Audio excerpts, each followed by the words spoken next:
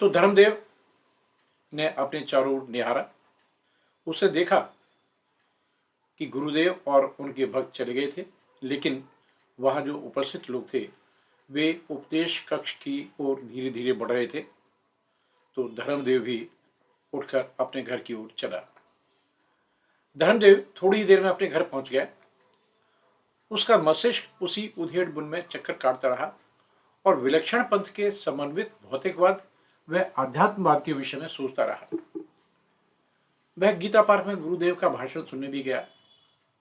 उस भाषण में गुरुदेव ने संसार की असारता, विश्व बंधुत्व की भावना तथा अपने धर्म की विशेषता पर विस्तार से प्रकाश डाला। धर्मदेव ने गीता पार्क से लौटते हुए निश्चय किया कि वह कल भी अवश्य ही उपदेश और नाम लेगा। धर्मदेव अगले दिन पूर्णमासी को दोपहर के निश्चित समय से थोड़ा पूर्व ही आश्रम में पहुंच गया। वहां उसे अनेक जिज्ञासु आते दिखाई पड़े। पूछने पर ज्ञात हुआ कि वे सभी उपदेश ग्रहण करने के ही इच्छुक थे। आज उनको एक कमरे में बैठाया गया। यह कमरा यद्यपि सादा ही रखा गया था, लेकिन इस सरलता में भी कृत्रिमता की छाप दिखाई पड़ रही थी। यह इस बात की सूचक थी कि किसी विशेष कारणवश ही ऐसा परिवर्तन किया गया था। यह सरलता प्राकृतिक अथवा नियमित नहीं थी। इससे पूर्व अन्य प्रकोष्ठों की भव्य साज सज्जा भी धर्मदेव देख ही चुका था, जिनमें विलासता की प्रत्येक सामग्री बड़े ही यत्नपूर्वक ढंग से छिपाकर संजोई गई थी। परंतु धर्मदेव की तीव्र दृष्टि से वह बात छिप कैसे पाती। उसके मस्तिष्क में गीता पार्क के मंच की भव्य सज्जा भी घूम गई, जहां बना था विद्युत के लाखों बल्बों से सज्जित विशाल मंडप। उस मंडप में दमक रही थी विद्युत बल्बों की दूधिया जगमगाहट। 8-10 फुट की ऊंचाई पर बना हुआ गुरुदेव के बैठने के लिए तख्त, तख्तों के ऊपर चादरें और उन पर गलीचे, उसके ऊपर सिंहासन की भांति का रमणीय स्थान, इधर उधर बड़े बड़े लंबे गाव तकिए, इधर उधर बैठे हुए अन्य संत, मंच के नीचे के भाव में और गुरुदेव के पीछे की ओर खड़े पंखा डुलाने वाले 2 भक्तजन और उनके बीच कभी भी पधारने वाले थे गुरुदेव। भक्तगण गुरुदेव की प्रशंसा में गीत, कव्वाली व भजन आदि सुना रहे थे। ऐसा लगता था कि जैसे इतिहास में वर्णित किसी राजा की राजसभा में चारण रुद्रावली का पाठ कर रहे हों। तभी एक सज्जन ने आकर सूचित किया कि गुरुदेव पधार रहे हैं। सभी के उत्सुक नेत्र द्वार की ओर अटक गए। देखा, वास्तव में ही गुरुदेव अंदर प्रवेश हो रहे थे। सभी उनको देखकर भूमि पर लंबे लेट गए। गुरुदेव बड़ी कठिनता से अपने नियत स्थान पर पहुंचकर पधार पाए। गुरुदेव ने सामूहिक रूप से सबको गोपनीयता की शपथ दिलवाने के पश्चात गुरु का महत्व बतलाया। वे बोले, इस संसार में गुरु ही सर्वोपरि है। संत कबीरदास ने भी कहा है कि गुरु गोविंद दो खड़े, काके लागों पाए, बलिहारी गुरु आपने जिन गोविंद दियो बताए। इसलिए गुरु को ही सर्वोपरि समझो।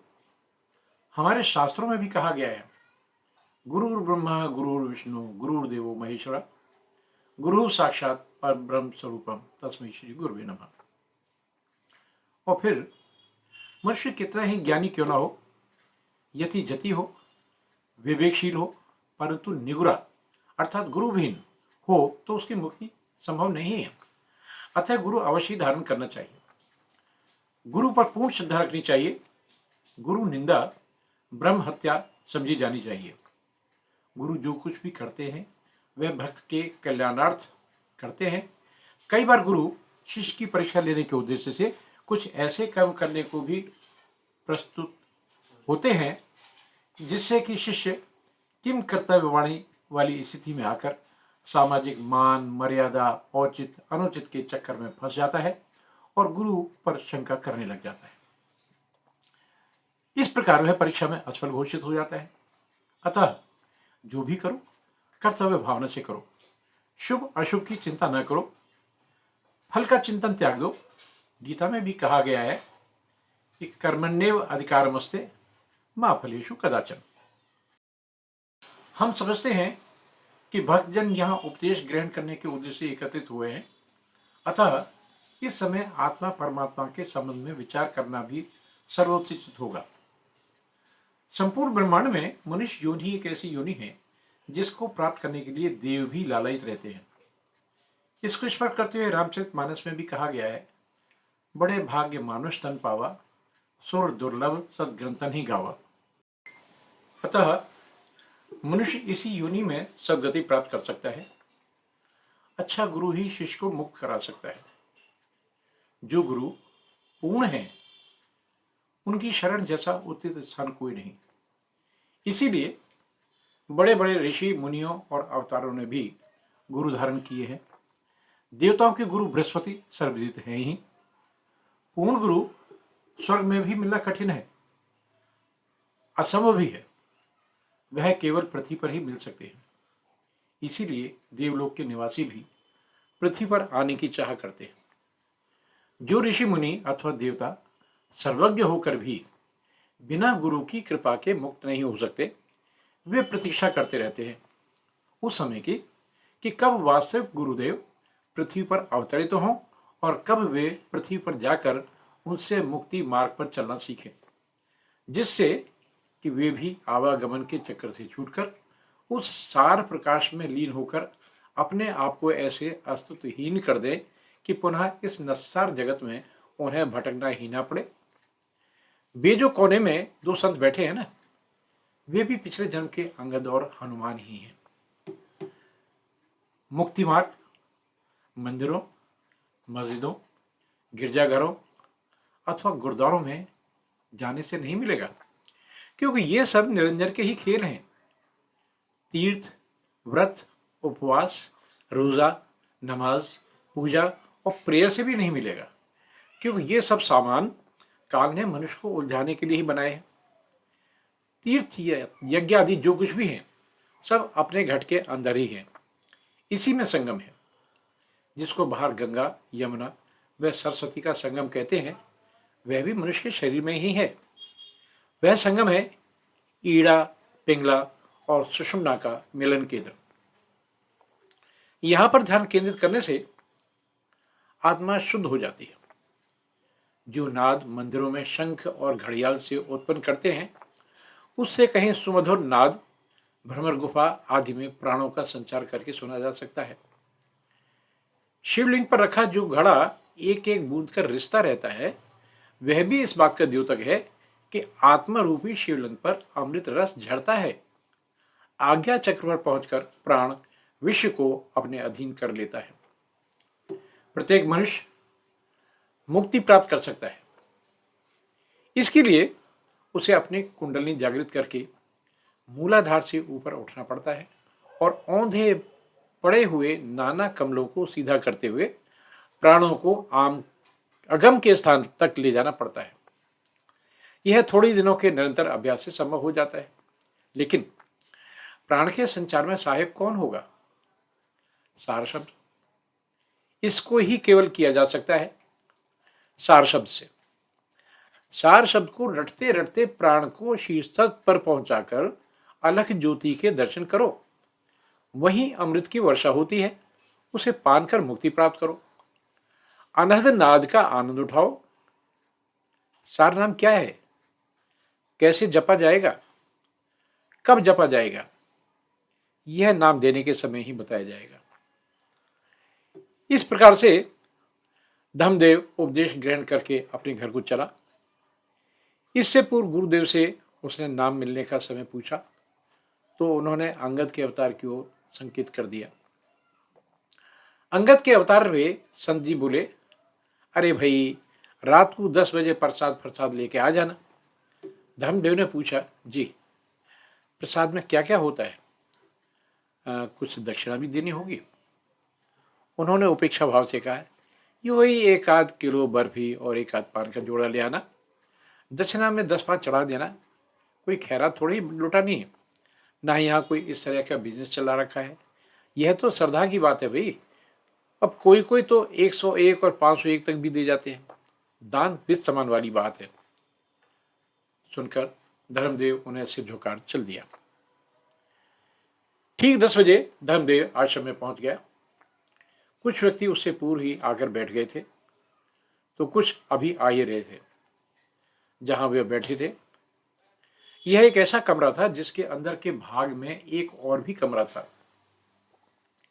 अंदर के कमरे से कुछ अस्पष्ट सा स्वर सुनाई पड़ रहा था, जिससे यह अनुमान होता था कि 2 या 3 व्यक्ति आपस में बातें कर रहे हैं। कुछ समय पश्चात एक स्त्री और एक पुरुष उसी कमरे से बाहर निकले।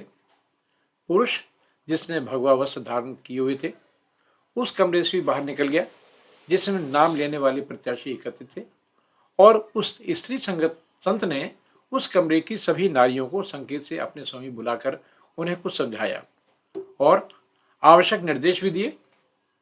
उस पुरुष ने भी वापस आकर कुछ निर्देश दिए और फिर धीरे धीरे उन्होंने एक एक करके सभी को अंदर भेजना प्रारंभ कर दिया। थोड़ी देर के बाद धर्मदेव की बारी आई। धर्मदेव उनके कमरे में पहुंचा तो उसने द्वार पर ही झुककर प्रणाम किया। गुरुदेव ने आशीर्वाद की मुद्रा में दाहिना हाथ उठा दिया। उसने प्रसाद वाला थैला एक ओर रख दिया। गुरुदेव एक शैया पर अर्धलेटी मुद्रा में थे। उन्होंने मुस्कुराकर पूछा, धर्मदेव, प्रसन्न तो हो? धर्मदेव ने दोनों हाथ जोड़कर सिर नवाते हुए कहा, आपकी कृपा है गुरुदेव। धर्मदेव, कोई शंका तो नहीं है? गुरुदेव, शंका और समाधान तो चलते रहेंगे, पहले अभ्यास कर लें, फिर देखी जाएगी। गुरुदेव ने बुलाया, यहाँ आओ, नीचे बैठो, आंखें बंद करो। फिर धर्मदेव के नेत्रों के पपोटे अपने अंगूठों से जोर से मसलकर बोले, धर्मदेव, कुछ दिखाई दिया?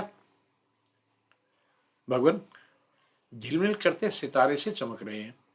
धर्मदेव ने आंखें बंद करे करे ही उत्तर दिया, धर्मदेव, यह तो कुछ भी नहीं है, उस प्रकाश पुंज की छाया की प्रतिछाया का अल्पांश है। जब अभ्यास करोगे तो उस प्रकाश के भी दर्शन करोगे जो करोड़ों सूर्य के एकत्रित प्रकाश को भी ऐसे ढक देता है जैसे बालिंदु भोर के तारे को। धर्मदेव ने पुनः अपने नेत्र खोले। गुरुदेव ने पहले उसी विधि बताई। नाम को 2 भागों में सुविधानुसार विभक्त करके उसका प्रथम खंड श्वास लेते हुए और दूसरा खंड श्वास छोड़ते हुए मन ही मन बोलना है। इसी प्रकार से 24 घंटे नाम का मौन जाप करना है। माला अथवा आसन आदि की कोई अनिवार्यता इसमें नहीं है। भजन करते समय दोनों नेत्रों से नासिका के अग्रभाग को देखना है। इसमें लेटने, बैठने अथवा चलने से कोई अंतर नहीं पड़ेगा, यहाँ तक कि सहवास और शौचादि जैसे कार्यों में लिप्त रहने के समय भी निरंतर जाप चलते रहना चाहिए।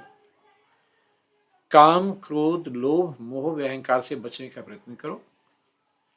प्रतिदिन कुछ देर बैठने का भी अभ्यास करो। इससे चित्तवृत्तियां निर्मल व संयमित होंगी।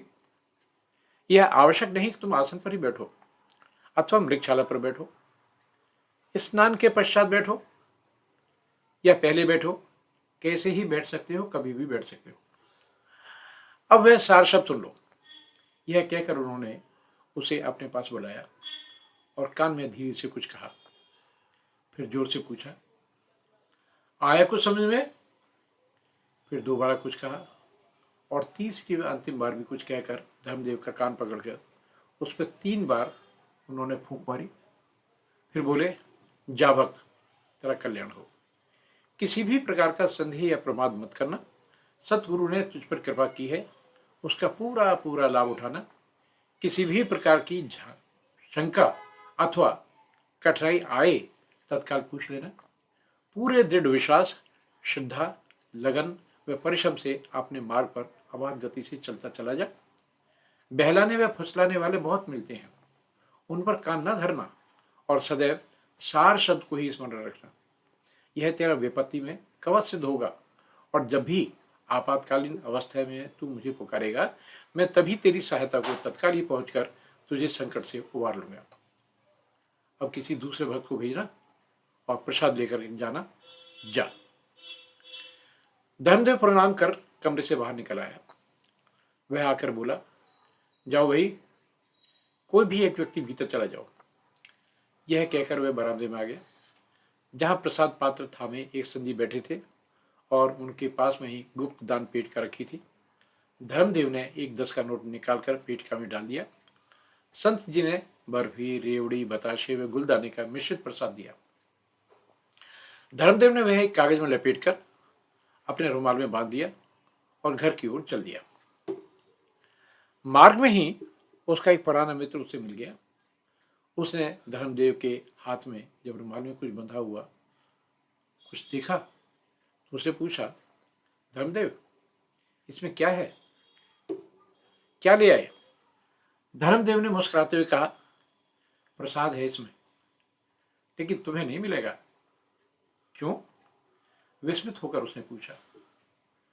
अरे भाई, यह मंदिर या कथा कीर्तन का प्रसाद नहीं है, यह विशेष प्रसाद है जिसके तुम अधिकारी नहीं हो। धर्मदेव ने उसे समझाते हुए कहा। ओहो, अच्छा, अब समझा। कहीं यह गुरुदेव महाराज का प्रसाद तो नहीं है? उसने कहा। धर्मदेव साशर्य उसे देखकर सोचने लगा, इसे कैसे पता? उसने कहा, धर्मदेव, चिंतित मत हो, मुझे ज्ञात है कि ऐसे प्रतिबंध कहाँ लगते हैं, लेकिन इतना ध्यान रखना कि एक दिन तुम पछताओगे। और सहसा धर्मदेव के कान पर मुंह सटाकर उसने सार शब्द का उच्चारण कर कहा, यही है ना तुम्हारा टोकन। और इतने में कि धर्मदूत कुछ कहे सुने वह ये जा और वो जा। उधर धर्मदेव उसे जाता देखता रह गया, हतप्रभाव अवस्था में। क्या अब अपना निर्णय बदलेगा धर्मदेव या फिर नहीं, जानेंगे अगले भाग में। धन्यवाद।